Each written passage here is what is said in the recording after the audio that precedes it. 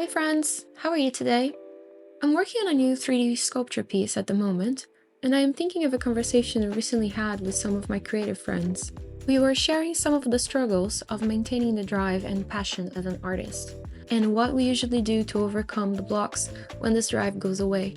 As any creative can relate, I have been through a good couple of blocks in my career, and now I know a couple of things that work for me.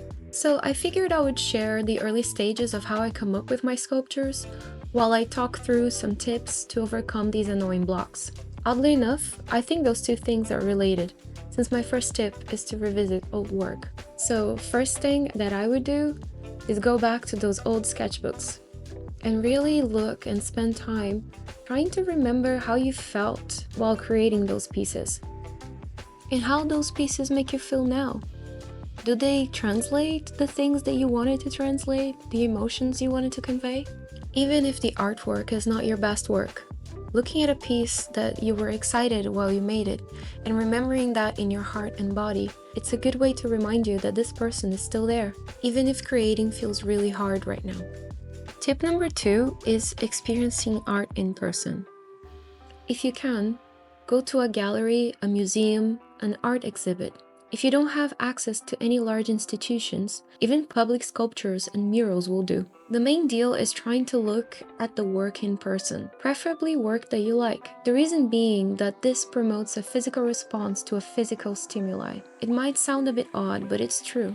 Looking at art in person is a very different experience than looking at it digitally. While you can admire the lines and the rendering of a digital piece, seeing artwork in person makes your senses engage with the actual experience of making it. You see the brush strokes, the places where the sculpture tools were used, the vibrancy of color versus real lighting. All this input makes our gears turn in more than one point of contact.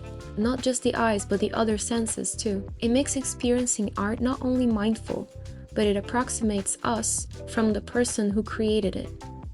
You can imagine where and how it was created, the angles that the artist looked at the piece, the physicality of their application of paint and tools. At least for me, that gets my creative juices flowing, even if I didn't create it myself. Tip number 3 is engaging with the brotherhood. Years ago, when I was in a really bad art block, or maybe even an identity crisis, I came across a book that changed the way I look at art, which is called The Art Spirit by Robert Henry. Henry was an American art teacher that corresponded with many of his students and peers of his time, sharing his thoughts on art making. In the book, Henry mentions the brotherhood of artists. Of course, this is not limited to any particular gender, but that's how he called it. It means being part of something as old as humanity itself, part of a chain of creativity that bonds us all together. This meant that creating art, sharing a vision you have, is truly a generous thing to do, because it adds to a creative conversation that has helped shape the world. It reminds us over and over again that some ideas and points of view are worth sharing or remembering. If an art piece brings joy or makes someone think, then it already gave them a gift. And that person can very well be you. Sometimes being reminded of the mission of art in the world, to connect with what makes us human, would inspire me to spring out of my inertia and plunge back into the ring that is making art. Making art is just attempting to make something that might just not work. And that's a brave thing to do, if you ask me. So what do you think? Tell me in the comments, what do you feel about these thoughts, and if you have some of your own. If you like this video, please consider giving it a thumbs up and subscribing to my channel so you don't miss future videos. Thank you so much, and I'll see you next time.